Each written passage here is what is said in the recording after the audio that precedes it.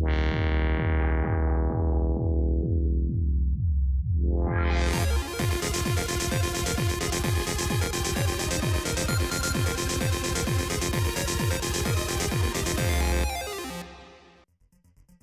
up YouTube, ici Postmortem pour QTM Web. On fait un build très spécial ce soir, un build extrêmement attendu, en compagnie de mon ami Étienne, un invité spécial, car il est tout aussi geek que nous et vous maintenant si vous écoutez ce magnifique épisode de Mode faire un PC. Ce qu'il y a d'extrêmement spécial avec ce build-là, c'est qu'Étienne avait un budget limité, très limité. Puis au fil du temps, il a accumulé des pièces qui a permis de se monter un rig qui a vraiment de l'allure, de quoi de très décent. On va commencer par le case, un HTPC. C'est un NVIDIA 6000B, un très joli case avec de l'espace parce qu'il y a vraiment le contenant d'une mid-tower, ce qui est très intéressant parce qu'on peut mettre une carte graphique full size. On va tout de suite préparer et présenter cette douce demoiselle, une R9 270X de XFX. Elle est déballée parce qu'elle a servi à des fins de test. Je lui ai revendu moins cher, donc c'est de là qu'est née cette délicieuse créature. Dans le case, on a déjà deux fans GLID Wing 8, des fans extrêmement silencieuses, extrêmement performantes. Ça venait avec le case, fait qu'il y a eu un excellent bargain pour ça. Moi aussi, ça fait deux. Ça va bien à date pour notre ami Étienne. Le reste de la table. Ensuite, on a l'OS qui est ici, on va tout de suite le passer. On va utiliser OpenSUSE 13.2 64 bits. 64 bits. Yeah, Linux for the win, yo.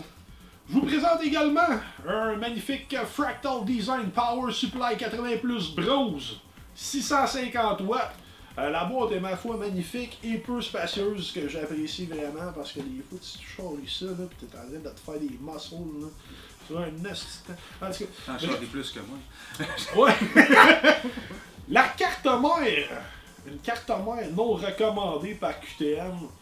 Ben non, je fais des jokes. Mais en gros, je voulais qu'ils prennent une carte plus grosse, des coups qu'ils voulaient faire du Crossfire. Mais non, ils voulaient cette carte mère-là parce qu'elle était pas chère et qu'elle allait faire la job. En gros, on a une M5A 78LM USB 3. Ben oui, il y a des ports USB 3.0. On a quoi d'autre? Cette douce créature, c'est une carte mère AM3+. 4 DIMM de mémoire vive. Bref, on va espérer que ça fasse la job. On va vous présenter le magnifique processeur qu'Étienne a choisi. C'est un 8320 d'AMD, donc 8 cœurs à 3.5 GHz, extrêmement facile à overclocker avec le AMD Overdrive.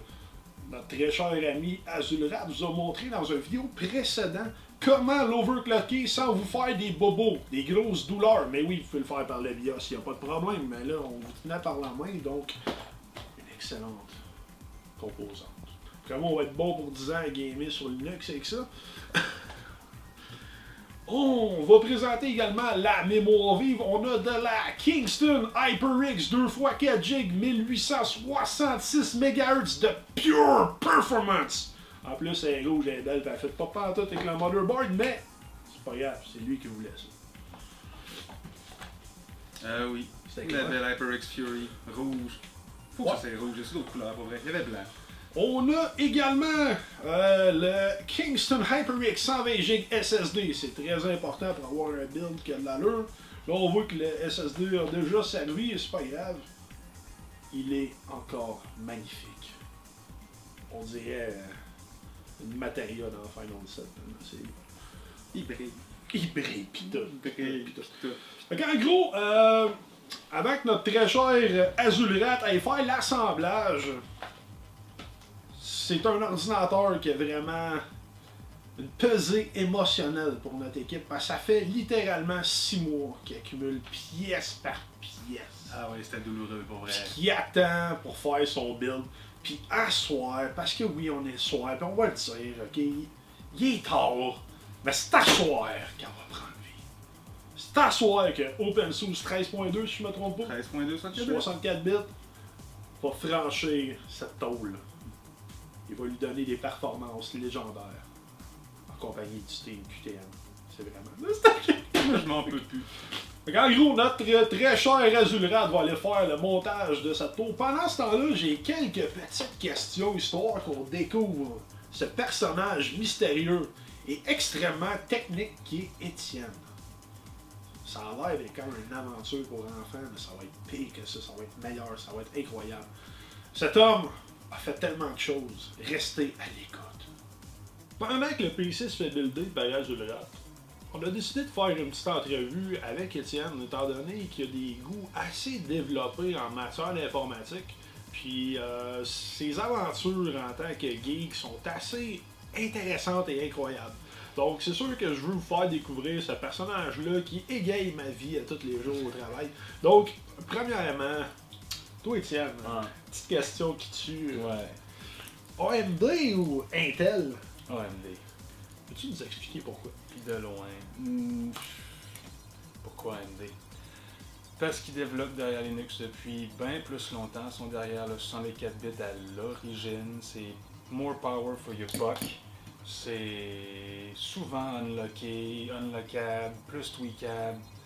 Puis il y a du monde qui ont regardé dans le temps des Power PC puis des Pentium 2 puis qui disent que ça chauffe. Mais je sais pas, ça serait le temps qu'ils magasinent un nouvel ordi, je pense. Puis, entre toi et moi, Étienne, on est des power users d'ordinateur, ok? Overclocker, c'est pas un secret. AMD, là, si tu donnes de quoi pour le refroidir, ton processeur, oui, ça chauffe, mais tout est contrôlable à ce moment-là. Puis en plus, ça justifie l'investissement pour du water cooling custom. T'as pas de l'air d'un cave quand t'as un processeur AMD avec du water cooling custom pour aller chercher une fréquence que t'auras jamais sur un processeur Intel d'entrée de gamme des processeurs résidentiels. Appelons-les processeurs résidentiels. En bas de 400$, c'est un processeur résidentiel. Good. Chez Intel. Ouais, mais chez AMD, ouais, j'avoue que t'as de quoi d'assez épais. Tu sais, on va faire un comparatif, ok? On a un 4790K qui va être à peu près entre 325 et 375$. Tu vas avoir un 80... C'est quoi que t'as dans l'air? T'as un 95-90. Pour combien dans l'air? On va refaire cette...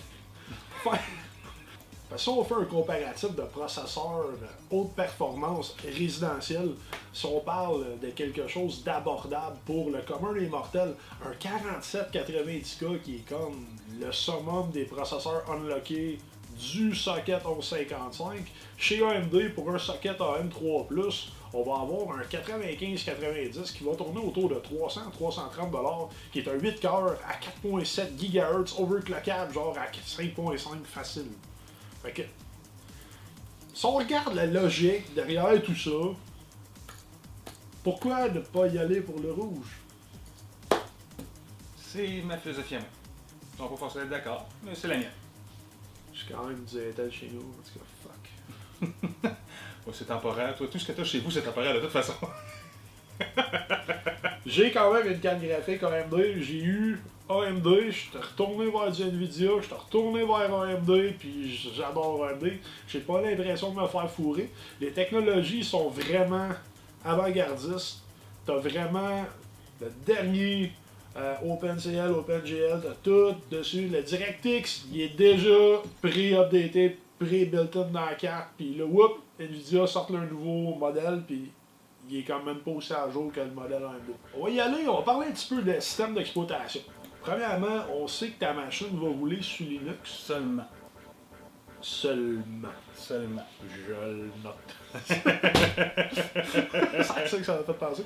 Mais en vrai, peux-tu nous expliquer pourquoi tu vas runner uniquement sur Linux? C'est quoi les avantages à runner sur Linux présentement pour toi? Parce que on s'entend, on travaille à tous les jours avec Windows et Mac OS X dans le cadre de notre travail. Donc il n'y a pas de raison, c'est pas une question de connaissance, c'est vraiment une question de préférence. Puis je veux que tu nous parles de ces préférences-là. Ben, c'est très difficilement hackable. Il y a eu 2 problèmes de hack dans les 4 dernières années au complet sur tout le noyau de Linux. Maintenant, en plus, on peut jouer. Il y a Steam, depuis la venue de SteamOS, il y a Steam pour Linux avec de plus en plus de jeux. Puis pas des titres que personne connaît. Diablo 3, Borderlands. Écoutez, c'est de plus en plus. Vu qu'ils veulent développer pour SteamOS aussi, puis les Steambox, c'est de plus en plus une belle avenue, puis cependant 4 pour te le donner avec tous les autres logiciels à côté, de montage vidéo, audio, photo. Puis c'est pas compliqué, puis c'est pas va chercher sur internet pour te trouver un virus flambant neuf, c'est tout dans l'espèce de magasin auquel il y a accès de base. Oui, tu peux y aller t'en fouiller un virus sur internet, mais le virus, tu peux pas l'installer sauf si tu mets ton mot de passe. Ouais. Ouais.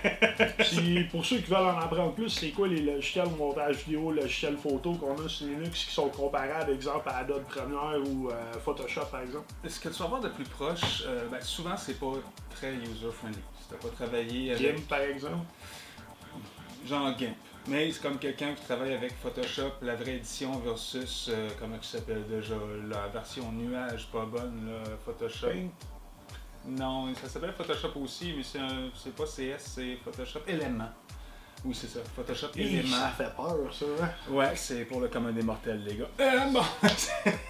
Comme les chars éléments. Parce qu'on juge personne ici. Mais tout le temps. On juge tout le temps, c'est ça. Ok, cool. Mais oui, pour répondre à la question. Fait que si on récapitule le niveau hacking, le côté open source de tout ce qui est logiciel, t'as tout ce que t'as de besoin gratuitement. En plus, l'OS est gratuit. Donc pourquoi ne pas rejoindre le team? Ça fait plus d'argent pour les jeux. Ça passe les pirates. Bref. Bref, en réalité, tu sais, on s'économise une licence de Windows aujourd'hui avec ça. Très simple. C'est complet, c'est très stable.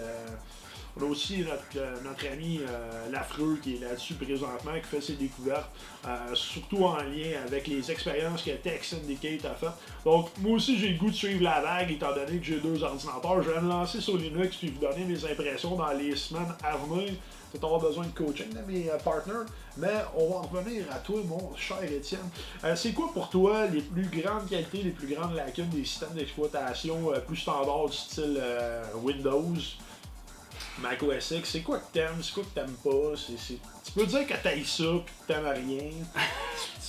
Garde toi, je veux t'entendre par rapport à Windows, je veux t'entendre par rapport à Mac OS X. Je veux vraiment que tu me donnes ta vision de ça. Je sais que t'en as long à dire. On va commencer par mon grand préféré. On va commencer par les gars de Microsoft. Windows, c'est une belle machine, mais ça a été fait comme un peu élément pour le commun des mortels. Tu parles de char ou tu parles de Photoshop? Je parle de Photoshop.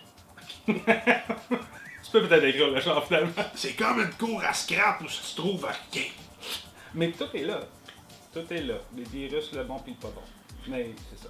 Puis c'est un peu ce que les gens étaient habitués de faire, donc sortir les gens de leurs habitudes, comme on le sait de ce temps-là au travail, c'est pas facile. C'est la barre de charme. Ouais. Mais bon, c'est pas une mauvaise job. Ils commencent de plus en plus à avoir des innovations.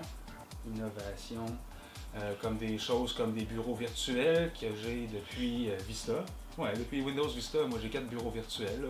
Windows 10 que vous allez avoir bientôt, là, tu peux avoir des bureaux virtuels. C'est beau les gars, moi je sais pas.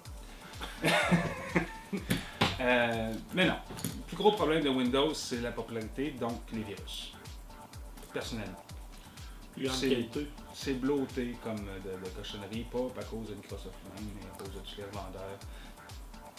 En qualité, c'est pas un mauvais OS. Le 10, je l'aime bien pour vrai. Probablement parce qu'il est trop nouveau pour avoir trop de scrap dessus. Tristesse. Donc, si je comprends bien, Linux doit rester underground, sinon le malheur pourrait s'aboutir sur la plateforme puis avoir la scrap qu'on retrouve ailleurs. Es-tu en train de dire que l'être humain est son propre polluant? Qu'est-ce que ça fait quand tu mets l'ensemble de l'humanité dans l'océan? Il y en a 95% qui meurent. Je savais que ça ferait la pollution. Bon, ok, mais non. Sinon, Mac c'est bien, ça marche sur Unix. C'est la version payante de Linux. C'est développé, puis c'est fermé. Le problème, c'est ça, c'est que c'est fermé. Microsoft, c'est très ouvert. Ça, c'est la beauté de Microsoft. Il peut tout faire, Microsoft. Tout marche dessus. Tout. Tu as vu quelque chose qui ne marcherait pas à Microsoft? Parce que tu me le diras. Envoyez un courriel, je veux savoir. YouTube@infoqtm.com. Lâche-toi là. Écris-nous. C'est le courrier du cœur pour les geeks. Sinon, il y a Linux. Linux, c'est comme un macOS moins populaire, mais tu peux installer sur un PC qui coûte le quart du prix du Mac qui ferait la job équivalente. C'est tellement cute. C'est ça qu'on appelle les poubelles dorées. Elle est belle ta poubelle. Hein? Ah, qui est belle ta poubelle. En aluminium brossé avec de la vitre, là. Là, la pile, il y a quand même un mauvais contact, faut qu'il les ferme tout seul. Ouais. On va y aller un petit peu plus Linux style parce que c'est comme mon introduction. Puis moi, je vais puiser un petit peu d'informations pour pouvoir bien partir. Ok. Moi, je suis un néophyte. Toi, tu as de l'expérience là-dessus. Tu installes même des Linux pour les gens de ton entourage, surtout ceux qui veulent écouter de la pornographie sans rien prendre comme virus. C'est excellent. Fallait que je le colle parce qu'il m'en parle souvent si tu te reconnais. C'est un ami qui gosse pour que tu entretiennes son ordi, puis que ça fait 8 ans que tu refais la machine avec Windows à toutes les 3 semaines. Ça serait le temps que tu apprennes un petit peu Linux. Après bon pour ma mère aussi qui clique n'importe où, tu sais. Ma mère, elle a Linux depuis 5 ans. Ma soeur, elle a Mac OS X, à la poubelle dorée, mais ça fait la même job, mais il faudrait que je pense à ça pour mes parents, mais Ça a pris 2 semaines, c'est c'est un autre sujet. Bref, pour un néophyte comme moi, c'est quoi qui serait le premier OS Linux? Parce qu'il y a beaucoup de... il y a beaucoup de comment ça marche Linux? Il y a comme différentes écoles. T'as Linux Mint, t'as OpenSUSE, Ubuntu. La dernière fois que j'ai checké, il y avait 350 distributions officielles. Comment que moi je me retrouve là-dedans puis que je comprends qu'est-ce que je veux? Mettons, moi je veux jouer à Diablo 3, Ouais. à Hearthstone, Ouais. puis regarder de la porn gratuite sur Internet. Ouais. C'est quoi le système que j'ai besoin? Les deux plus aimés actuellement, c'est Mint puis Ubuntu. C'est quoi la différence entre Mint et Ubuntu? Mint, c'est un fork en bon québécois de Ubuntu 10.2. C'est les gens qui aimaient bien comment Ubuntu était avant qu'ils changent toute l'interface visuelle pour leur Unity, qui dans le fond qui essaie de copier un peu tout le monde, c'est-à-dire mettre une interface puis un système sur tous les devices que tu peux avoir, tablette, ordinateur, PC, TV, cellulaire. Au niveau du coding là-dedans, là, Ouais. parce que souvent il faut que tu codes pour être capable de faire fonctionner tes affaires, t'as pas le choix de tweaker si on veut. Est-ce que c'est le même langage d'un système à l'autre? Est-ce que c'est les mêmes... Oui. Oui, c'est exactement le même langage. C'est le même langage, les choses qui changent, c'est les paquets pour les installations puis les répertoires. Ok, mais quelqu'un qui passe de Mint à Ubuntu, je pense qu'on va à 14 points quelque chose. Là. Ouais, 14. En avril, 14.4, il vient de sortir. Quelqu'un qui connaît fuck all en Linux, je me trouve pas pire. J'ai quand même des beaux petits tiroirs pleins quelque part. Là. J'ai déjà lu un peu là-dessus. Mais bref, en gros, quelqu'un qui est sur Mint, Ubuntu, ou qui va essayer de récupérer des vieilles cochonneries sur un laptop fini avec Poppy, Ouais. ça revient au même. Le coding, oui. Le coding, oui. Le noyau, à la base, est le même. Ok. Le noyau étant Linux. Le noyau est en Linux. Pourquoi c'est un fucking pingouin? Pour vrai, j'ai pas fait mes recherches. Je le sais pas. Tu sais, t'as une fenêtre, une pomme croquée et un pingouin. Ok, les trois sont là, fait qu'anyway. Ouais, rendu là. C'est pour ça que chaque distribution se met un autre logo, je pense. Tellement excité de parler de choses que je connais pas, pis d'en apprendre. Pourquoi OpenSUSE? Ok, ça c'est ma propre culpabilité. Parce qu'à l'origine, OpenSUSE, je l'ai pris parce que je le trouvais plus beau. Ce que je ne savais pas, c'est que c'est une des distributions qui est, oui, facile pour faire du traitement de texte out of the box, mais quand tu veux faire quelque chose qui est barré dans le logiciel, puis qu'il faut que tu ailles le débarrer, c'est une des distributions qui est les plus tough. Et donc, une des meilleures, tu veux l'apprendre à la tough. On se mentira pas. Si Étienne est ici aujourd'hui, c'est qu'on adore ces histoires de ce qu'il a appris à la toffe. Peux-tu nous parler un petit peu de tes, on va dire, de tes 3 expériences les plus périlleuses avec du matériel électronique ou informatique? Les plus périlleuses. Les plus périlleuses dans le sens que je vais les briser ou les plus périlleuses dans le sens que ça a été vraiment compliqué? On voudrait entendre les deux, donc les 6 expériences. On va essayer de faire un mash-up pour t'en trouver 3. Le premier routeur que j'ai flashé avec un autre OS, entre guillemets, c'est un mini OS de rien, on a quasiment envie de dire un kernel. Ça, j'étais pas à l'aise la première fois. La première fois, j'ai honte, je l'avoue, je l'ai fait en Windows. Ouais. T'as nos bonnes vieilles sources faciles. C'est des aveux.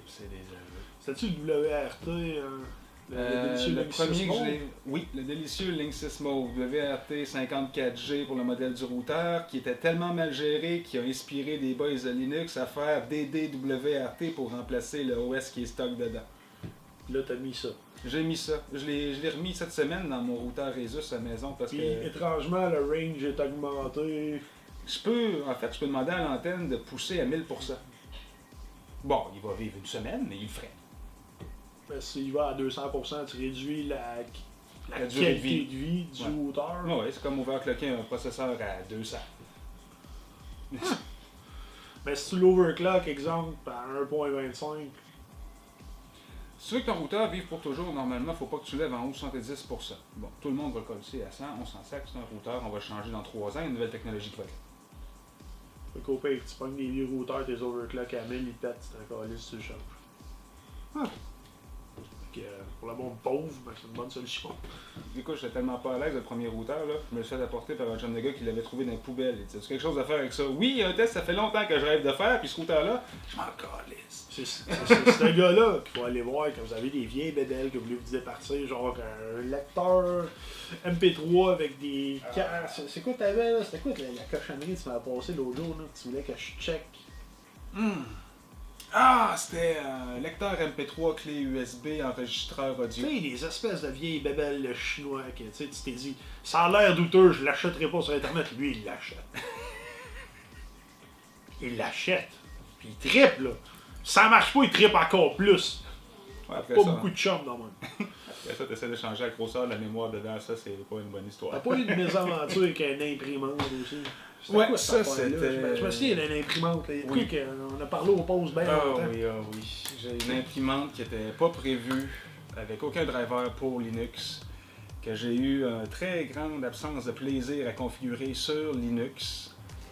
Je pense que ça m'a pris environ une dizaine de soirées de 2 heures et plus. C'est une absence de plaisir prolongée. C'est comme faire un casse-tête avec une image poche. Tu sais, c'est quand t'es rendu que t'en parles à la job, là, mais t'as comme une phase de dégoût, t'es blême, dessus. J'ai pas dormi de la nuit, je gossais sur mon imprimante. J'aurais crissé des coups de batte de baseball dessus bien avant, là, perdre une nuit sur une imprimante, c'est-tu dole? Ouais, mais c'est un défi. Donc, Étienne, oui. Pourquoi as-tu choisi OpenSUSE over de toutes les plateformes Linux qui existent? Parce qu'elle est tough, elle me force à apprendre des affaires que j'apprendrais pas sinon qui sont automatisées dans d'autres versions, dans d'autres distributions, pour les appeler par leur vrai nom. Et parce que OpenSUSE, c'est allemand. C'est les gars de Oracle qui ont racheté ça d'ailleurs. C'est une très bonne distribution qui est cotée à toutes les éditions par tous les fans, tous les scripteurs de Linux sur Internet que vous allez trouver, malgré le fait qu'elle est juste la 3 ou 4e en popularité sur DistroWatch. J'imagine que c'est au niveau de la complexité, de la difficulté d'apprivoiser cette plateforme-là que... Je la recommande pas pour commencer. Je l'installe pas aux autres.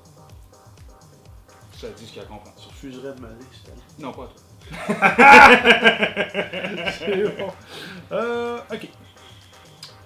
Quelles sont les activités les plus inusitées que tu fais sur ton PC? C'est quoi tes passe-temps les plus weird? On ne parle pas de pornographie ici, mais de trucs. Mais je sais qu'ils passent du temps à faire des affaires incroyables comme à jouer à des jeux japonais Ouais. qui sortiront malheureusement peut-être jamais nord-américains. Ça fait Je commence à perdre espoir. Ça fait un an là, qu'on l'attend. Là. Non, attends, il est sorti en 2013, en juin 2013 au On Japon. parle de Phantasy Star Online. Ouais. Et on est des fans de Sega. Je l'avoue, vous me jugerez. Sega, c'est cool. C'est spécial, comme Linux. C'est personne qui aime ça, sauf nous.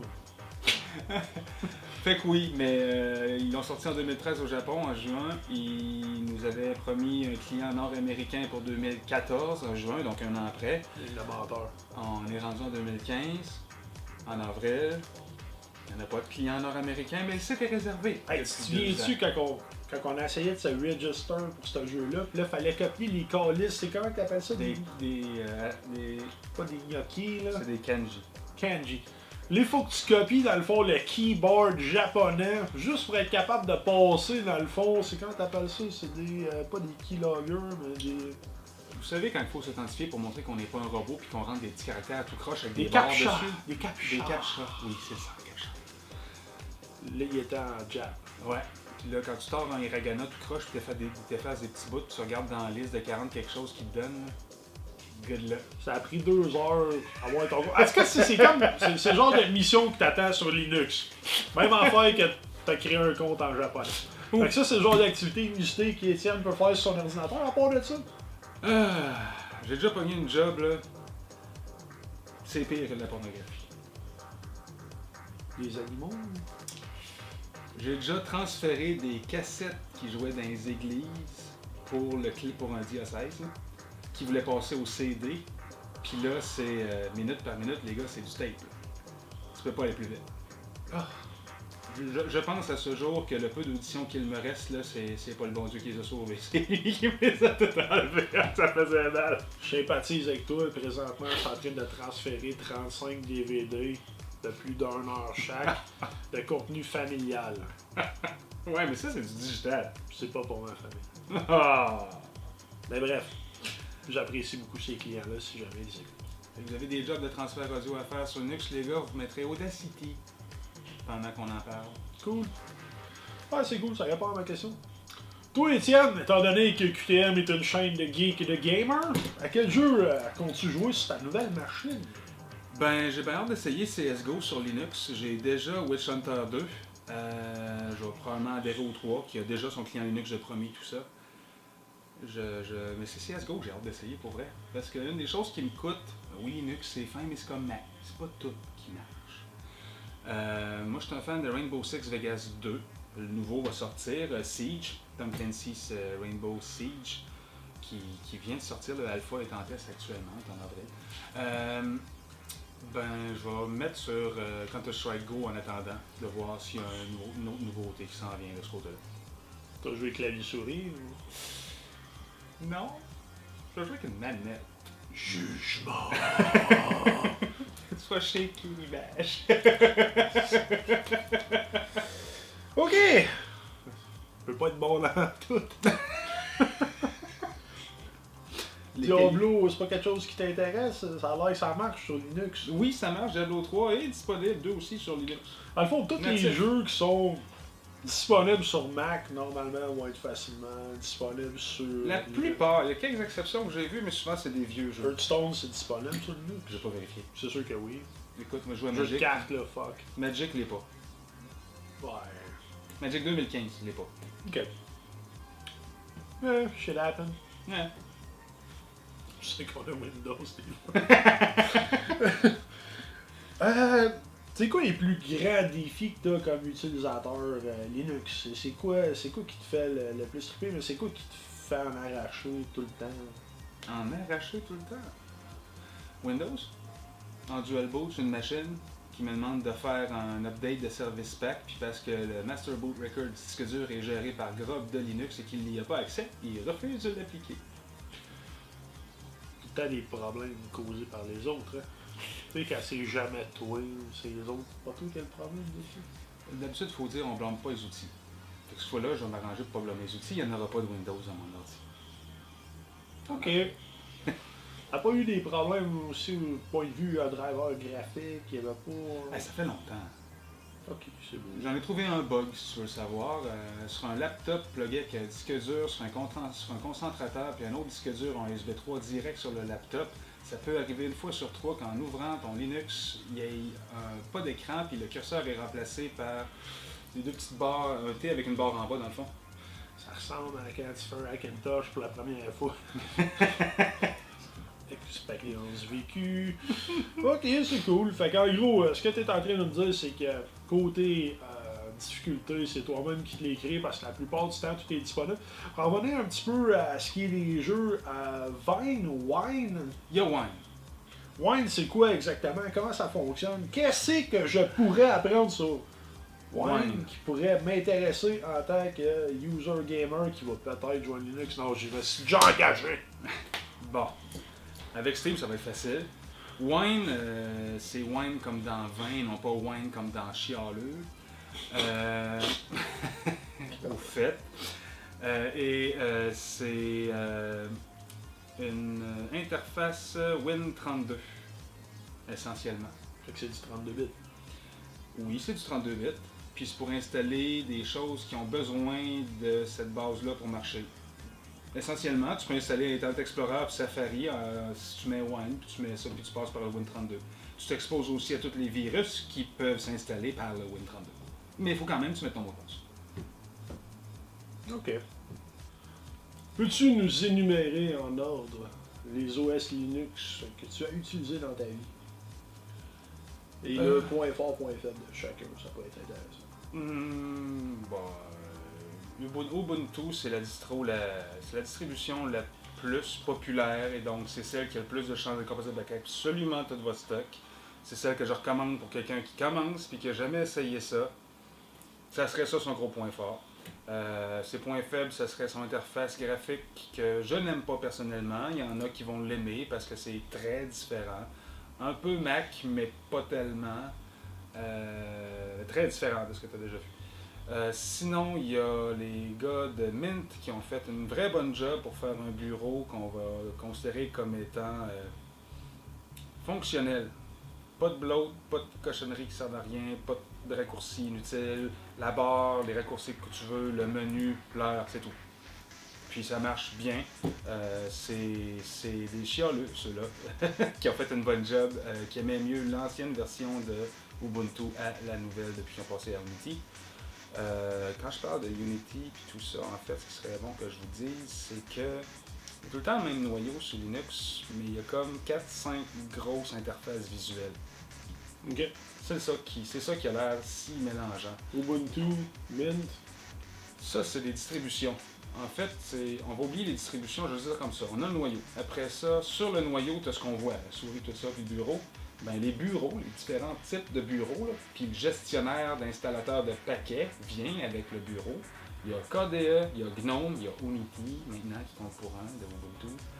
Il y a Xforce, il y a LXDE.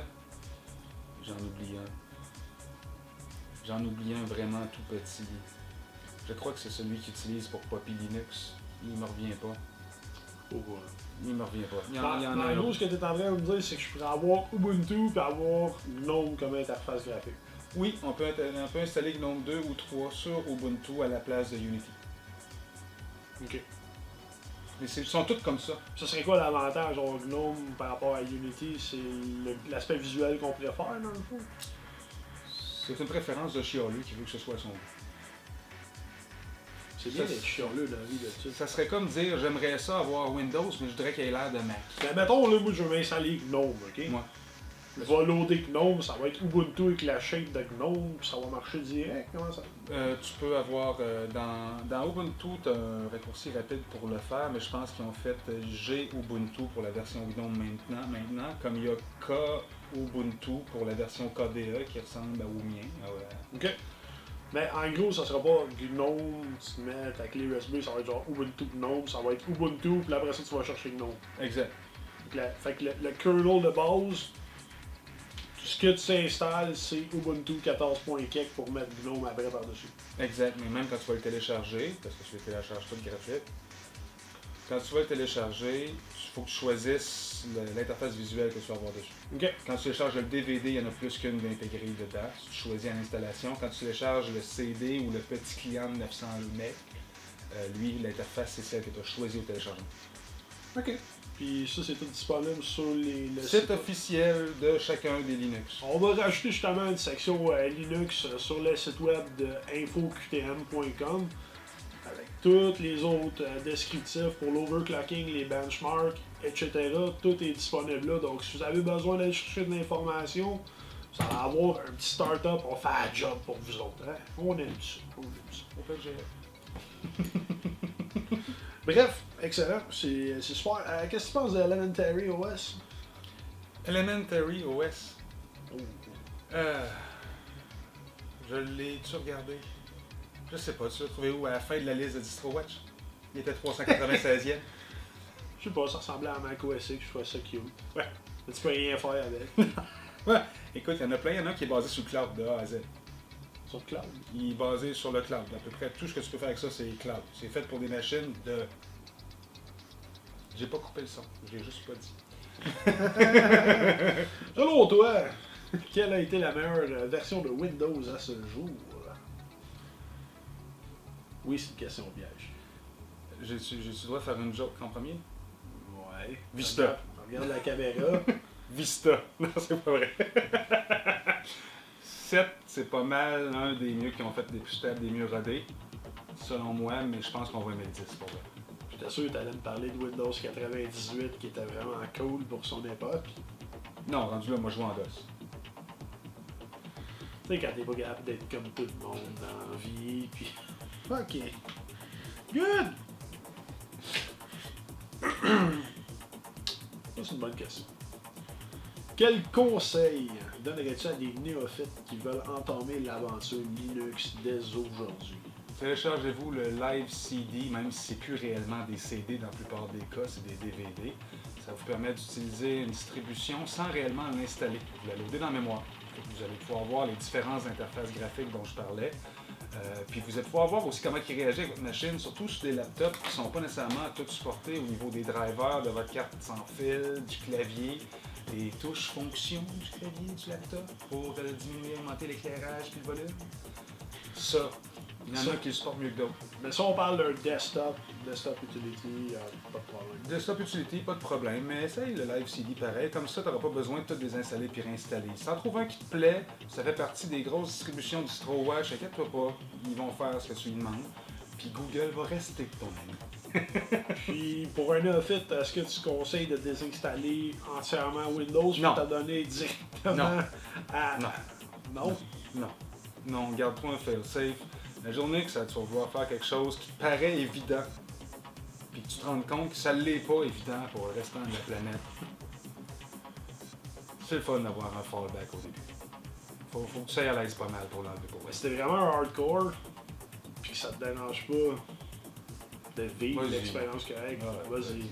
Marche-toi. Ou si t'as 2 machines, Des 10. garde-toi là. T'es pas rendu en 11? Ouais. T'as une tablette? Je l'ai vu cette semaine. Ouais, je suis rendu avec c'est quoi, un PC, un téléphone, Combien de tablette, téléphones? 2 téléphones, mais j'en ai Ouais. passé un à ma blonde. Puis, ouais, j'ai aussi un portable, un GS70 de MSI qui fait très bon travail. Ben, c'est pour ça que je risque de me lancer dans Linux. J'ai une machine complètement démentielle que je commence à overclocker et à me faire du fun avec. Moi, aller sur Linux avec ça, ça va être Ça un va être grand malade. campagne de plaisir, ça va être incroyable. On va avoir des appels la nuit. Ok, oui. Disponible 24 heures sur 24, répondre aux questions. Il n'est pas couché de bonne heure. Dormir puis manger, c'est pas humain ça. La machine qu'on vient de bâtir ensemble aujourd'hui, là, qui va arriver sous peu sous nos yeux, considères-tu l'overclocker? Ça vaut-tu la peine d'overclocker une machine sur Linux? C'est-tu de quoi qui va vraiment augmenter les performances, considérant que le système d'exploitation comme tel il est light, puis il est déjà extrêmement optimisé pour tout ce qu'on veut faire? J'overclockerais, je te dirais pas jamais, mais difficilement une machine flambant neuve qui je sais va satisfaire mes besoins parce que je sais pas encore si je vais faire, je la toffe jusqu'à temps qu'elle vaille plus rien, comme un char t'achètes neuf puis que tu t'offres 10 ans, ou si je vais la toffer 1 an ou 2, la revendre puis m'acheter une neuve. Ah, ok. Fait que tu veux garder le matin. Fait que dans cette optique-là, je voudrais garder Mint pour pas le préuser pour rien pour le prochain utilisateur. Ah, ok. Ah, Si après 2 ans je le garde, il y a des grosses chances que je vais c'est correct, c'est ce que je viens de faire avec mon ordinateur. En me disant que j'allais le garder. Étant donné que le portable est assez neuf, puis que ça prend tout le temps 2-3 PC chez vous, sinon, je sais pas, il y en a qui pètent. Tu perds toutes tes choses. Tu peux pas te dépanner, tu peux pas fouiller qui répare sur Internet, t'en as juste un. J'en ai un conseil de fin. Si tu t'en vas en Linux et tu prends comme logiciel principal, la prochaine fois que tu vas acheter un scanner ou une imprimante, Check c'est gros. vérifie si c'est écrit sur la boîte, c'est disponible pour Linux maintenant. Avant, il fallait le faire de A à Z, maintenant c'est écrit. Check dessus, tu auras une belle vie, fais ça avant de l'acheter. Si tu fais un dual boot sur un Toshiba ou un HP, actuellement, là, ceux qui ont 3 ans au moins. Il y a des grosses chances que ton Windows, là, même s'il dit qu'il l'a sauvé, et puis là, il marche plus. J'espère que t'as backup. Fait que l'entrevue, est conclue. What's up YouTube, c'est Azulrat de retour avec mon chumé de la Beauce, Étienne. Fait que j'ai terminé de construire ce beast, ce long overtime beast, mais je vais essayer de vous incliner le coffre un peu. Pour faire une histoire courte, HTPC, il y a beaucoup d'artifices dedans, fait qu'il a fallu tout enlever pour pouvoir rentrer des composantes d'un PC normal plutôt que tout du mini. Cable Management, c'est 0 pin bar, c'est moi qui a tout fallu qu'il l'invente puis qu'il l'improvise. Étienne a été témoin, on a travaillé à la sueur de notre front. J'ai travaillé à la sueur de mon front. C'est à ça de sortir le buffer. Ouais. Mais par exemple, éventuellement, s'il veut pouvoir mettre le petit lecteur en avant qui affiche les chansons qu'il joue, c'est ça? Les chansons, les titres des vidéos, multimédia, Ouais. Fait que si on veut pouvoir installer ce petit gadget-là, va falloir réinventer un case pour buffer l'original. On n'aura pas le choix. Avec la barbe, ça prend un buffer. J'en ai un, mais pas ici. Il est en pause. Fait que, bref, on a mis le 8320, on a la Kingston HyperX 18 sur les 6, on a la XFX R9 2 sur les 10X, on a le Kingston 120GB, le HyperX, on a des fans Corsair ici, on a deux petites ultra puissantes GelID en arrière. Fait que Étienne va nous booter ça comme un champion. J'ai mis le power on. Ok, je vais me faire plaisir. Ça marche-tu, ça? Et voilà. Sa vie. Voilà. Mission accomplished. Ils sont pas si forts que ça, les fans de la barbe te bat pas au vent. Non, mais le fret dans le front pour la sueur le ressent. Ouais. Yes. Donc, si vous avez apprécié le contenu qu'on a fait pour vous, la petite entrevue et encore plus à venir avec Étienne, ben c'est très simple. On subscribe, on va voir notre page internet infoqtm.com, on like notre page Facebook, mettez des commentaires, ça nous fait des choses à lire et à vous transmettre après. Donc, thumbs up, c'était Azulrat et Étienne. pour QTM Web.